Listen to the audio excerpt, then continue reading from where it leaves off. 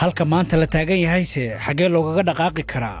su'aalahaas iyo kuwa kale ayaanu ku faaqidi doonaa barnaamijkan ay ka qayb galayaan aqoon-yahano qaarkood goobjoog u ahaa wixii maalintaa dhacay balse marka hore dhegaystayaal ku soo dhawaada wararka caalamka oo inala socodsiinaysa Kawthar Maxamed Cabdullaahi mahadsanid Cabdi Fataax hay-adda caafimaadka adduunka ee WHO ayaa sheegtay in isbahaysiga lagula dagaalamayo fayraska corona ee la bilaabay 2 bilood ka hor in la helay 10% oo kaliya halka lacagta ay hay-addu ku yaboohday ay ahayd ku dhawaad 28 milyan oo dollar lacagta ayaa si degdeg ah loogu baahan yahay daaweyn iyo talaal iyo in la tayeeyo xarumaha caafimaad ololaha ayaa looga gol leeyahay in lagu caawiyo wadamada dhaqaalahooda uu hooseeyo si ay ula tacaalaan cudurka isbahaysiga ayaa isku keenaya dawladaha hay'adaha caafimaadka saynisyahanada ganacsatada bulshada rayidka iyo dadka mutadawiciinta saynisyahan sare oo ka tirsan hay'adda WHO oo lagu magacaabo Somia Swaminathan ayaa wariyaasha u sheegtay in qayb ka mid ah lacagta loo isticmaali doono dadaalka lagu doonayo in la helo talaal cusub oo loogu hortagayo faafitaanka fayraska. We hope to have 2 billion vaccines available by the end of 2021. Waxaynu rajaynaynaa inaynu helno 2 bilyan oo talaal ah dhamaadka sanadka 2021 oo si cadaalad iyo sinaan ay ku jirto loogu qaybin doono adduunka oo dhan. Tani waxa ay noo ogolaanaysaa inaynu dardargelino maalgelinta ku saabsan baaritaanka talaalka. It will accelerate vaccine production through global at-risk manufacturing and procurement pooling. Equitable access to vaccines. Taliyaha booliiska London Cressida Dyke ayaa ka digay in booliiska ay sii wadaan hawsha lagu joojinayo xafladaha iyo isu imaatinada sharci darrada ah isagoo dhanka kale sheegay in aanan la aqbali doonin rabshadaha lagula kaco booliiska. Cressida ayaa sheegay in dadka ka qayb galaya xafladaha ay u hoggaansamin xeerka kala fogaanshaha bulshada taas oo sii kordhinayso walaaca ku aadan fayraska corona. booliiska caasimadda London ayaa la weeraray habeenkii Khamiista iyagoo doonayay inay joojiyaan xaflad waana habeenkii labaad oo xiriir ah oo la weeraro dhanka kale booliiska Ingiriiska ayaa sheegay in laga yaabo inay xiraan qaar ka mid ah xeebaha loo dalxiiska tago ee dalkaasi waa haddii ay sare ugu kacaan kiisaska fayraska corona maxkamad ku taala magaalada Moscow ee dalka Ruushka ayaa dacwad ku soo oogtay agaasimaha tiyaatarka iyo filimaanta Kirill Serebryakov kaasoo loo haysto inuu iska dhigay qof kale oo magac leh oo xil weyn haya Mr. Serebnev iyo 3 kale ayaa ku cadaatay inay lunsadeen lacag gaarayso ku dhawaad 2 milyan oo dollar oo ay dawladda u qoondeysay mashruuciyada ee tiyaatarka agaasimaha ayaa eedeymaha ku tilmaamay wax lagu qoslo taageerayaashiisu waxay sheegeen in kiiska uu yahay mid la siyaasadeeyay xeer ilaaliyaashana waxay doonayaan in agaasimaha tiyaatarka la xiro muddo 6 sano ah ugu dambeynna dawladda Hindiya ayaa sheegtay in diyaaradaheeda caalamiga ah ee rakaabka qaada aysan shaqayn doonin ilaa iyo bartamaha bisha July iyadoo dalka uu la tacaalaya xakamaynta fayraska corona balse saraakiisha ayaa sheegay in laga yaabo inay tixgeliyaan dib u furitaanka diyaaradaha qaar Hindiya ayaa joojisay duulimaadyadeeda caalamiga ah dhamaadkii bishii Maars kadib markii uu dalka ka dilaacay fayraska diyaaradaha rakaabka iyo kuwa xamuulka ayaa shaqaynayay Hindiya ayaa diiwaan gelisay tiradii ugu badnayd ee maalinlaha ah ee fayraska waxaana 24 saac ee la soo dhaafay la diiwaan geliyay tiro kor u dhaafaysa 17,000 oo qof tirada rasmiga ah ee dadka u geeriyooday cudurka ee dalka ayaa gaartay 15,000 oo qof taas oo Hindiya ka dhigaysa mid ka mid ah wadamada uu sida baan u saameeyay cudurka ee dunida oo dhan dukaamada waaweyn ee laga adeegto ee dalka Australia ayaa mar kale xadidaya iibsiga tiishka iyo badeecadaha asaasiga ah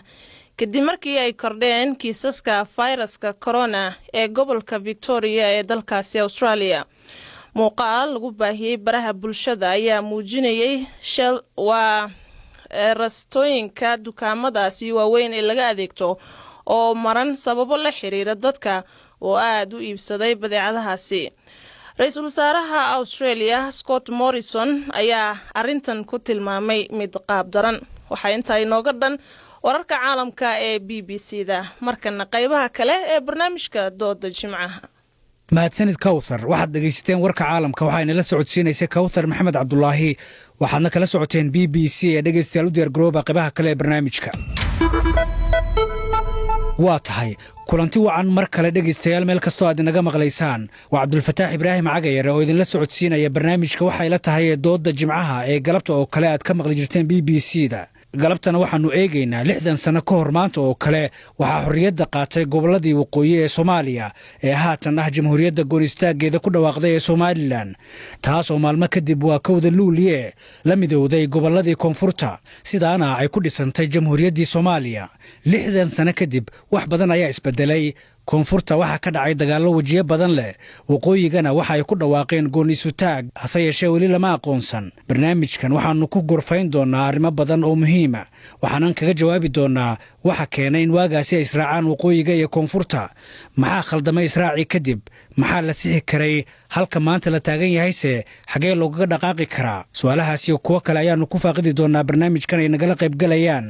ambaasadar Cabdulaahi Aadan Axmed Cabdulaahi Kongo oo ka mid ah wafdigii ugu horeeyay ee waqooyiga ugu soo diro magaalada Muqdisho, safiirna ka soo noqday dalal dhowra. khadka taleefanka ayuu kaga jiraa waddanka Imaaraadka Carabta. Mareykankana waxaa khadka kaga jira Professor Ali Jimcaale Axmed oo ku takhasusay isbarbardhigga taariikhda, sugaanta iyo siyaasadda caalamka. barana waxa uu ka yahay jaamacadda City ee magaalada New York. taariikhda Soomaaliyana wax badan ayuu ka qoray. dhanka Kanadana waxaa kaga jira khadka Professor Afyare Cilmi oo daraasaadka amniga ka dhiga jaamacadda Qatar. taariikhda Soomaaliyana wax buu ka qoray. akhyaarta sharafta leh waxaan kaga mahadcelinaynaa waqtigeena qaaliga ah ee ku soo dhawaada barnaamijkan. waxaan ku bilaabayaa marka barnaamijka ambaasadar Cabdulaahi Kongo oo maanta oo kale 60 sanadood ka hor ee wixii dhacay u joogay, balse uu nooga sheekeeyo. Cabdulaahi ماشي إنجليز بقى يستي حاجة من الطليان بقى يستي إلكشن بقى اللي جالي سومالان بريتش سومالان بقى مكان الأورنجري إلكشن كي وحقوق جورا يستي حزب جي السنة الأورنجري وهو رئيسه اللباتن US دي نوحي هالشيء لبية طبعا NUF دي نوحي هالشيء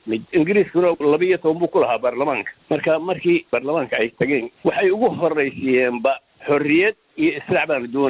دون قيد أو شرط وح الله وشروط أن كل هذا ما جرته إنجليز ما سووا تراجعين ويرى هذا واربر كوب صلوا وحنا شيء جسا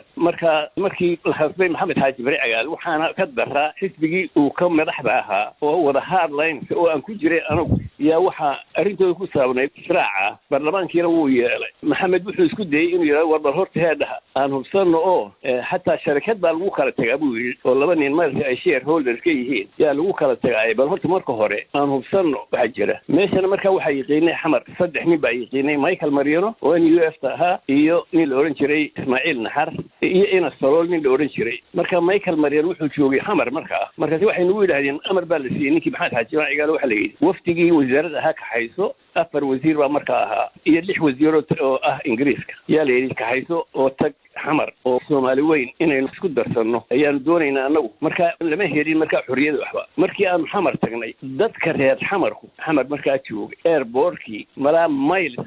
bay wada taagnaayeen ay luleeyeen calanka يعني قاري محمد حاج إبراهيم قال وحنا نقابله وحوين عبد الله عيسى وزيرجيسي وحنا لقي ميل إلى هذا هذا إلى كراجة دلسود كراجة دلسود ما كنا لقي مركا عبد الله عيسى ينين عبد النور لورنشر يعني إنسوا قابله هذا كينوي مركا صوّح دعي عبد الله عيسى وحنين very refined أو حكاولها ويسقط قلنا كري مركا عبد الله عيسى أنا مركا رينوس كهين وحنا ليه يعني سيرة قوين ومعلمين سيرة يسوي إنجليز تجمع الوجه سومال هن ولا عبد الله عيسى ولا مركي وعبد الله عيسى أي وهذا الكيب بلاوي وحيري ولا ليال هو دوار دول كيني واتوادين مركي سا واحد عاي نكى كلا هذا كي خلصوي عبد النور بالونش ولا اللابورة ببل شو كمان ضحكها عبد الله كونغو مركا وقتها وادوسو جوكتي هذا الكاجي بلوغي سنة واتكده واجسي إن حتى بريتش كانوا وينديين سوتا كانتي idinkoon wax shuruuda ku xireen inaad ku biirtaan koonfurta marka sababta maxay tahay waxaan ugu dagay in cigal marka horeba in la tago ma doonaba in ka soo jeeysana madaxdii ka ah xisbiga sigana Prime Minister laakiin shacabkii iyo niman dhalinyaro ah oo dii xaq markan ku sheego anigu aan kamid ahaa oo carabta ka yimi yaa xisbigii influence xoog la ku yeeshay marka waxa dhacay inaanu pressure xoog la saaray maxaa haajiba igaal baarlamaankiina anagu nagu raacay markii xamar la tagayna wax aanu ka filaynay maba ahaynba Abdullahi Isaaq wuxuu yiri markii subaxnimadii dambe aanu galay yaa madaxweyne waxa ka ahaa aadan Abdullahi Ismaan Allah ku nacdad koodan waa wada dhigteen wax aanan ka filayn markii maxamed xaaji u sheegay proposal uu yiri waxa isaasay Soomaaliland soo goosteen inaynu israac laba wadan oo aynu isku darsano oo aynu u gobol xaadno ama u buddigno Soomaali weyn unfortunately aadan Abdullahi wuxuu ahaa nin politician oo 10 sanadood siyaasadda ku jiray mar qulun buu yidhi reedaha laba qaawan isma qaato iyo aragtiin buu yidhi laba nin oo indhalo oo isagaya halkaas uu la maray markaas yidhi waa degdegaysaani shaydaanka iska naara annana waan isdhisaynaa waa tahay Cabdullaahi oo kugu soo laaban doonaa markan aan fursadda siiyo Professor Ali Jimcaale Axmed oo khadka telefoonka ka jira ee waddanka Mareykanka Professor dabcan xilligaas daadadu waa yarayd 60 sano ka hor laakiin wax badan baad ka qortay markaad fiirisid koonfurta xorriyaddii diyaar mu ahayd koonfurta xorriyaddii horta diyaar waa loo ahaa laakiin meel yar aan ku daro meesha ambassadorka uu ka hadlayay waxyaabaha ku kalifay مثلا waqooyiga in ay yimaadaan oo ay ku darsoomaan koonfurta waxa muhiim ah in dib loogu noqdo khudbad uu Hayle Selassie ka akhriyay qabri Dahare 1956 oo uu sheeganayo Soomaaliya oo dhanba inuu isagu leeyahay marka laba wax waa hamuun iyo dad jacayl iyo maxay ahayto wadaniyad reer waqooyi meesha keentay iyo mid practical ah oo mandaqada lafteeda la fiirinayo sida ay u samaysneed iyo gumaystihii Ethioopiyaanka laftiisa oo Hayle Selassie uu matalayay oo laga baqayay labadaasaan isleeyahay yaan ku dari karaa ambassadorka tiisa laanu hadal sidaadaba ama waa dhigane ama waa dhahane laakiin shaahidul caynka ka muhiimsan mararka qaarkood isagaana u soo taagna koonfurta diyaar waa u ahayd iyaduna maxaa yeelay waxaad fiirinaysaa doorashada ugu horeysa oo maxay ahayd concilio territorialaha iyo waa 1956 waa kii dhagax tuur dhacay waa kii maxay ahayd in sidaa la soo haystay marka waxaan ku soo koobayaa kaliya labada gobolba xorriyad waa ka go'need hamuun weyn oo ummaddu ay qabtana waa jiray iyo cabsi laga qabo mandaqadaas marka odayaasha dhaqanka iyo kaalinta ay ku lahaayeen hogaaminta iyo siyaasadda dawladnimada Soomaaliya bal ka waranayana wax weyn ay runtii ku lahaayeen oo laanu xukrimadoonka marka tiraahdo مثلا waa iyaga iyo shuyuukhdi marka jirtay laanu xarakad kastaaba dhaqdhaqaaq kasta waxa hogaamiya inta marka indeergaradka u ah indeergaradkuna wuxuu ahaa wadaadadii dhalinyaradii waxa soo maxay ahayd sidii Cabdullaahi oo kaleeto iyo maxay ahayd odayaashii dhaqameedkii laftooda marka wax weyn ayay runtii ku lahaayeen in kasta oo iyaduna ay muhiim tahay in la fahmo isticmaar kasta markuu meel yimaado wuxuu horta tirtiraa odayaashii markaa jiray isagaa samaysta kuwa cusub inta badan oo kuwaasu marka مثلا ingiriiska kale waqooyiga markaan ka hadlayno ingiriisku wuxuu meesha imaanayaa waa 1840 1886 waa meesha rasmi ahaan uu qabsanayo inta u dhaxaysa marka iyo wuxuu abuuranayaa laftiisu kaaba qabiilo iyo maxay ahayto indheer garad ah oo u shaqeeya laftiisa saas ay tahay laakiin kaalin muhiim ah ayay ka soo galeen waata markan aan fursadda siiyo Professor Afira Cilmi oo wax ka dhiga jaamacadda Qatar khadka telefoonka wuxuu kaga jiraa waddanka Canada Professor waqtigaaga waan kaaga mahadcelinaa dabcan xilligaas maadan joogin laakiin wax badan baad ka qortay bal wax nooga warantaa marka qaab noocay ayay ku timid 26 Juun iyo madaxbanaanadii goboladii waqooyi xilligaas Somaliland waad mahadsan tahay waan u mahadcelinayaa safiirka iyo Professor Ali horta dhowr arrimood oo ay horey u sheegana jiro oo ah Haile Selassie ama Ethiopia guud ahaan oo dabcan rabay dalkan guud ahaan inuu qaato waa mid laakiin waxaa jiray Ingiriiska markii oo odayadii la heshiiyay dhaqanka 1884 waxa ay ahayd inuusan dhulka bixin oo uusan cidna siin karin ayagana wuxuu ka dalbaday inaysan cidna siin karin marka 1897 arrimo Suudaan ka haysay dartood ayuu Anglo-Abyssinian Treaty wuxuu la galay Howdy Reserve Area inuu siiyo Ethiopia siintaas uu Ethiopia siiyay Soomaalidu dabcan waxba kama ogeyn mar dambe ayay ku baraarugtay baraarugaas runtii wuxuu abuuray kacdoon oo nationalismna waa abuuray cabsi armaaba inta kale ee jirta laftirkeeda la baxshayna waa abuuray marka degdegan hadda meesha ka jira wuxuu ahaa degdeg ku salaysan cabsi run ah dhinaca kale 26 June hadda markaad koonfurta soo qaadato 49 baa lagu soo kala baxay qaramada midoobay waa la ogaa inay xorriyad qaadanayso oo calan la qaadanayo oo la diyaarinayay laakiin 26 June ama Somaliland saas may ahayn Ingiriisku uma diyaarin mana rabin inuu siiyo xorriyad hadda divisioniska kooxda wasiirada ee la declassify gareeyay waxay sheegayaan ilaa 22 wadan oo uu haystay oo Somaliland ay kamid ahayd inuu rabay inuu self government 65 iyo wixii ka dambeeya siiyo laakiin aan markaa degdeg qabin laakiin mushkilo waxa ku hayay 1954kii markii dhulkii la wareejiyay oo ugu dambeyntii Ethiopia lagu wareejiyay kacdoonkii ka dhashay iyo xorriyadda 60ka ay Soomaaliya qaadan doonto labada qodob ayaa culays badan ku hayay waxaad arkaysaa xiliyadan 56 ilaa 59 uu aad isugu dayay mar inuu dhulkii dib uga iibiyo Ethiopia mar wuxuu isku dayay inuu badweynta Hindiya ka siiyo access badda mar saylac corridor u soo jeediyay mar xitaa Talyaanigii iyo dawladii trustiga intuu la hadlo wuxuu yiri dib ha loo dhigo maaragtay marka Ingiriiska culays badan waxa ku hayay labadan qodob oo ah inuu xallin karo 54kii yani arrintan dhacday oo runtii waxba uu ka qaban karin marka iyo arrintan ah in xorriyad la qaadanayo qoladan Lennox Boyd ninka la yiraahdo 59kii meesha jooga wuxuu arkay dareenka culus SNL marka SNL uu xoog roonayd Somaliland ay qabtay USB gadaal laga aas marka wuxuu dareemay hadii association with the South wuxuu ku magacaabay ay Ingiriisku ay facilitate gareeyaan inay uga baxsan karaan arrintaas ayada marka saas backgroundkaas ay leedahay marka anoon wax badan ku darin haddana waa soo ururiyay qodobadii ay ambassador Cabdullaahi iyo professor Ali marka maxaa keenay Britishka in ay Somaliland u diyaarin waayaan in ay xorriyadoodii qaataan iyagoo nidaamkoodii u dhisan yahay waxaad sheegtay dhinaca Talyaaniga in 10 sanadood uu diyaarinayay SYL iyo xisbiyadii halka ka jiray kadibna ay iyagoo nidaamkii yaqaan la wareegeen farqi aad u weyn u dhaxeeyay waayo Talyaaniga waa laga adkaaday dagaalkii looga adkaaday wax badan oo Joyce ma lahaynba wixii waa la qaybinayo oo maaragtay afarta baawara ka talinaysay Ingiriiskuna waa adkaaday marka labadooda farqaas horta u dhaxeeyay markay timaado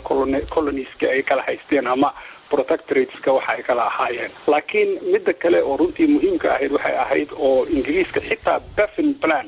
markii uu keenayay 1946 kabinetka Ingiriisku doodihii ay gashay waxa kamid ahaa waxay aad ugu celceli jireen Soomaalida xataa hadii la isku daro state ahaan viable ma yani ma iska bixi karaan dhaqaale ahaan iyo waxa ay xogaa saboolnimada darteed taasay marar badan ku celceli jireen iyo dawlad muslima oo cusub oo dhalanaysa labadaas qodoba inta badan la sheegi jiray marka runtii wagaas conscious ay ka ahayn because waxa socday Palestine issues iyo caalamka islaamka kacdoonkiisii iyo marka dawlad kasta oo cusub oo islaam muslima oo dhalaneysana waxay ka qabeen walwal marka anagu hadda waga ma nooleen laakiin archiveska waxa markaas fiiriso waxa kaaga soo baxaya in Ingiriisku runtii mardadaba fara badan oo arrin dalka ka dhacday ay gumaystayaasha guud ahaan gaar ahaan Ingiriisku oo si fiican u maareen arrinta bal markan aan siiyo Cabdullaahi Aadan Axmed Cabdullaahi Congo sanadii bar kadib markii xorriyadda la qaatay oo ay israaceen waqooyiga iyo koonfurtii waxa dhacay Afgambi aad adiga kamid ahayd dadkii soo abaabulay wuxuuna dhacay December 61kii bal marka Cabdullaahi waxaad nooga warantaa sida arrinta ay ku timid iyo waxa idin fashiliyay horta emotions bay wuxuu ku dhalay waan ku sheegay in anigu kaba mid ahaa dadkii emotionkee xamar tegey anigu waxaan markaa lagu reebay waftigaan kaga hadhay xamar baan ogaaday waxaydaan filayn waxaa dhacay in xamar two parallel lines oo qabaa'il ku dhisan ay ishirdimayaan oo qolada kale ay doonayso ilooba ilaa inay meesha ka qaadaan markuu maxamed xaaji baagal aniga iga tegay meesha wuxuu igu yidhi nin carab ciise la yidhaahdo goray sheekh muuse oo reer somaliland jooge xamar ka qaad bal wixii wara nin cabdinuur la odhan jiro oo juujo la odhan jirayna oo minister markaa ka ahaa dowladda abdulays wuu joogay labada saddex nin ka qaaday buu yiri marka waxaan ogaaday anigu ileen taariikhda runtaan ii sheegay professorske wax aliyaalo waxaan arkayaan iyaan kan ii sheegayay cid walba waan la shiray oo waliba aad la ixtiraamay waxaan arkay meesha halkaan moodayay anigu shakhsi ahaan iyo dadkii kaleba shock bay u dhacay marka waxaan eeday oo heede haddii labadan ay kala boodayaan berito kuwii kale ahaydeen ha soo galeen siday usoo gelayaan adigu markii aan 4 bilood meelaha aan joogay xamar ee aan xamar gunteeda soo ogaaday baan ku noqday hargeysa marka maxamed xaaji ibraahim baa ii yeedhay wuxuu yidhi isagaa ii dirtay inaan meesha soo eege waxaan ku yidhi waa dhegeyso af carbeed baan ugu mahmahay ina raa'ida laa yakdibu ahla haddaad nin horseed u dirto ama wuxuu ku yidhahdaa reerka kusoo raba roob baa daaye ama wuxuu la yidhaahdaa iska jooga anigu waxaan ku odhan lahaa so anigu sheegay brexit-ka ku hayay shalay maan ahayn waxaan soo arkay meel Soomaali weyn baa iska hadlaysaa innaguna aynaan joogi karayn dan wax weeyaan inaad labada qolo mid u karacdo ama adiga baa la kala qaybinaya marka waxa dhacay wuxuu yiri baarlamaanka la hadal baarlamaanka waxaan ku yiri waa dhageysa anigu waxaan meeshii soo arkay hadii ay waxay dirteen inta aan cigaalku ibaan yiri marka rag baa meeshii ka hadlay waxay leeyihiin waryaaraha inanku aynu han weyne wuxuu meesha leeyihiin wuxuu doonayay ana academy ka soo baxay jan daawud meeshii salaysiyo in cigaal baan si marka uu ka riddaanka suuq iyo shaqlaymo oo dhan markaasaan ingiriiskii aan shalay diiday yaanan ku noqday waa isay ugu qosleen iyo isay bahdeleen marka dawar anaga military queen commission baa la yiraahdaa anaga lama yiraahdo local employment markii hore waxay islaayeen aniga aad bay ii dhibeen markii aan qaahiro ka soo baxdo si xun bay ii galeen oo waxay haysaa nin Cabdinaasir u basaasa ana waxa basaas maanay military uma galay markaasa waxa dhacay markaa ingiriiskii waxay leeyihiin anagu barasaabka adigu aakhirkii waxay tagtay nin Carol oran jiray markaasa arji soo qoro arji baan qortay markii istiqlaalkii 26 ay soo noqdeen wasaaradii ninka gaaban ee maxamed xaaji ibraahim gaal bodyguardkiisa waa aniga marka waxaanu ninka caalanka saaray Soomaaliya markaana anu waxa gebigeeda waqti lama haysan calankaanu saaray anigu wuxuu ahaa kan SYL-ka kii Soomaali ahaa kaasaan saaray wax laga fikirayay qof walba wuxuu og yahay in xamar la tegayo ma jirin calankii ingiriiskana waa dumiyay marka calanka saarta waa mid kan buluuga ee waa kan SYL baan shanta Soomaaliyeed baan saaray shantii Soomaali san waliba anigu u faraxsanaa haddaad og tahay waad yaabaysaa waa taariikh aad u xiiso badan dabcan waan barnaamijkan lagu soo koobi karin Cabdullaahi waxaad kamid ahayd sanadii bar kadib marka Israa'iil dhacay saraakiishii baad kamid ahayd marka 61 December professorada ku raaga arinta dhib ma lahan marka 61 watan uu dhacay afgambigaasi dhicisoobay oo adiga aad qayb ka ahayd bal maxaad doonayseen markaad ridayseen maxaad doonayseen Soomaaliland dawladdiisa iyo xorriyadeedii number 1 taas ay noo ahayd haddaba sidaan u soo celinaynaa waxay ahayd inaanu barlamaankii xagga jiray u yeerano civil servant u yeerano maxamed xaaji ibraahim u yeerano oo marka isagu noqdo prime minister wadanka oo marka dawladda Soomaaliland la dhiso shalayna wax kale ku hadlay maanta wax kale ku hadlay marka dawladna arintii waa naga fashishay maxaa fashilay marka waxa fayay oo ninkii noo qaa'idka ahaa ee Xasan Keyd la oran jiray Allahuna hariso nin fudud buu ahaa anigu waxaan ka soo noqday marka aniga iyo Maxamed Siyaad iyo Allahuna hariso iyo Sheekh Ali Ismaaciil oran jiray wasiir difaaca qaahiraan ka soo noqday markii aan xakiimka keenay qorgii la oran jiray xakiim Cabdinaasir Nusuusi marka waxa fashilay waxay horta number 1 taa labaad fashilay waxa weeyaan isagu wuxuu noqday power drunk markii wax waliba markuu u hogaagay waxaan ku tashanay in la keeno meesha gacan libaax saraakiishii Maxamed Caynaashe watay South ka yimi muu keenin wuxuu ku xiray guri oo cawil lahaan jiray oo officer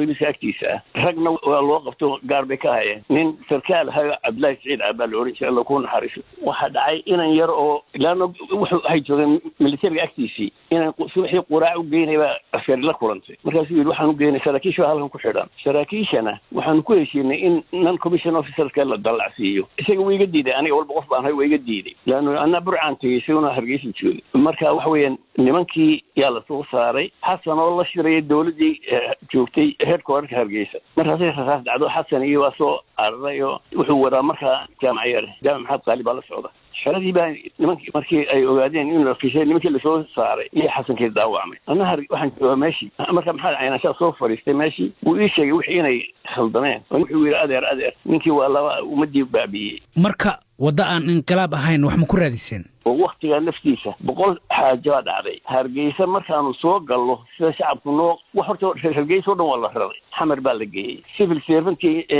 reer Somaliland xaggaasaa la geeyey unitka waxa u haray gebi wado annagina bayna canaananayeen leeyihiin maxaa qabateen waa tidii waa ka wadikii lumay waxa kale ku xigtay wax weeyaan markii cashuura wax la yiraahdo iyadan la keenay waxa dhacday inay wasaaradii muqdisho joogay Somaliland ay risayn gareen waliba ugu horeeyay maxaa ka ajbaraciga adigu ala ay xaal tension baa jiray Somaliland nimankii shalay anigu ka mid ahaa unitiga waa nimankii noogu soo horeeyay markaan meesha marayna saaxiibada ay jiray waa naga tag ordo uniform maxaa u sitaa noo soo dhiciyo wax marka waxa dhacday inaan anagu waxaanu isku qabanay waryaarheen miyaynu ismiidaanado dadkaasaynu u soo celina wuxoodii wax kasta ayna kaliftay mise super scale waxaanu nahay dadka ugu sarreeya meesha super scale baan waxa la oran jiray baan ku jiraa oo fardaheena iyo waxaasaynu isku wadanaa ingiriis aynu ka dhaxalay waad maasan tahay ambassador Cabdullaahi Kongo markaan siiyo professor Ali Jimcaale Ahmed oo taariikhda wax ka qoray waad maqashaa Cabdullaahi Kongo sida uu hadlayay iyo sida hamiga uu ahaa markii hore iyo sida markii dambe muddo sanad iyo bara dadkii ka yimid waqooyiga ay u qaadan waayeen waxa ay ku arkeen koonfurta marka taa maxaa khaldamay maxaa keenay in sida ay wax u dhacaan horta waxa khaldamayo ugu horeeya axsaabtu laftooda markaad fiiriso SNL iyo SYS axsaabtu waxa kaliya ka fikireen waxay ahayd gobonnimo doonkii xorriyadda marka la gaaro laakiin maxay ahayd platform kaleeto oo inta ka sii fog oo laga fikir runtii anigu ma arko waxa khaldamay waxay noqonaysaa mesela markaad fiiriso 1960kii dawladda Cabdirashiid uu dhisay Allah u naxariistay gobolladii waqooyi waxa la siiyay 4 wasiir waa dawlad ka kooban ilaa iyo 14 wasiir moogtahay 4 oo kaliya yaa la siiyay tii maxay hayto haddana 61kii 3 ayaa la siiyay marka waxa dhacaysa iyaduna rabshado badan oo ku saabsanaa canshuuraha oo gobolada waqooyi ay runtii maxay hayto dagaal ka galeen waxa arkaysaa oo la isku qabtay marka horeba dastuurkii laftiisa ee wadanka jiray marka aan dhageysto umbaashatoorka hadalkiisa waxa aan ku soo gabagabay karaa ninkii Soomaaliga ahoo yiri sidii aan kuugu lisay iguma aad hambayn halkaasay ku xirmaysay laakiin Soomaysan muuqanayn markii aadan Cabdullaahi Ismaan madaxweynihii ugu horeeyay Soomaaliya Allah u naxariistee uu lahaa laba qaawan isma qaadee waqooyi bal arinta ka soo fakira soo ma ahayn in waqooyiga ay ka fikiraan arinta way ahayd laakiin inta hore tii saddexdaynuba aan ka hadalnay yani cabsiyaha badan ee meesha jira oo maxay hayto in mandaqada lafteeda ka baqaysa oo Ethiopia ugu tun weyneed ingiriisigu laftiisa waa kii hawd iyo xaggaas u diray oo waa meelihii cawska iyo naqa iyo baadka laga doona jiray waqooyiga waxaad fiirinaysaa tii professorku hadaay ka hadlaayay afyare oo maxaa keenay inuu ku dhago ingiriisigu waqooyiga kaleeto waxaad arkaysaa ingiriisigu wuxuu xukumaa cadan hilibka waxa looga dhoofiyaa waqooyi waxaad arkaysaa Djibouti oo Faransiis u gumaysto waxaad arkaysaa Baabil Mandab iyo Suwayski oo la isku hayo marka cabsiyooyinkaas oo dhan oo jira iyo sida aan isleeyahay hamuun loo qabay Soomaalinimo unug in loo dhiso yaa iyaga meesha keenaya laakiin iyaduna waxa muhiima in la fahmo koonfurta lafteeda waxaad arkaysaa ra'iisul wasaarihii ugu horeeyay Allah u naxariistay Cabdirashiid dhibaatooyinka uu la kulmaayo laftooda marka aad fiiriso yaa wax badan ku soo baxayaan moogtahay in ilaa iyo xad marka hore waxa jira isbahaysi runtii markaad si fiican u fiiriso oo SYL-ka iyo SNL iyo USP ilaa iyo xad ka dhaxeeya oo maxay ahayto ismaaciil wadaayta ka hadlaayay maxay ahayto ambassadorka oo qaahire iskala yimaadeen waa kii cali sheekh ismaaciil waa kii wasiirka gaashaandhiga laga dhigay maxamed xaaji ibraahim cigaalna waa kii wasiirka waxbarashada ahaa maxay ahayto USP na laba nina uga jirtay meesha oo ugu horeeyo booni oo kaleeto oo ahaa ku-xigeenka ra'iisul wasaaraha marka isbahaysi qaabkaas ah ayaa meesha horta marka hore lagu maamulayay laakiin waxa iyaduna muhiim ay tahay in la ogaado mar kastaaba waxaa jirtay xurguf lafteeda SYS ah oo 60kii doorashadii la galay dastuurkii markii la sameeyay waa kan laanu aadan cadda ogow sanadaa la siiyey 60kii ilaa 61kii oo keliya marka hore madaxweyne laga dhigay dastuurkii markii la sameeyey oo ilaa iyo xad koonfurta ay aqlabiyad xoog leh ku aqbashay yaa waxaa la yiri doorasho madaxweyne ha la galo 61kii yaa haddana waxaa la doortay aadan cadde laakiin waxaa si aad ah oo xoogan ula tartamay sheekh cali jimcaale oo runtii sawd iyo laba sawd waxaan ahayn ay ku kala badiyeen marka xurguftu saasi u soo soconaysa ilaa iyo sheekh cali jimcaale laga saaro golihii wasiirada uu ka ahaa wasiirka caafimaadka ilaa iyo cigaal iyo sheekh cali ismaaciil ay iscasilaan oo halkaas ay ka samaystaan xisbigii SNC-da waa tahay markan ku soo laaban doonaa professor cali bal markan aan la hadlo afyare cilmi professor SYL iyo SNL iyo USP watan uu professor cali ka hadlayay oo isbahaysi ay samaysteen marka xisbiyadaas laftigooda maanay diyaarin soo ma ahan qaabkii loo sii wadi lahaa israaciil labada dhinac horta professor cali jimcaale sheegay oo waa la kala jabay SYL way kala jabtay qola cabdullaahi ciise iyo cali jimcaale iyo xaj faarax iyo group noocaas oo badan waxay qaateen position marka xilligaa hore qoladii ka timi Somaliland waxay raaceen factionkaas ay raaceen marka aad dib u eegto hadda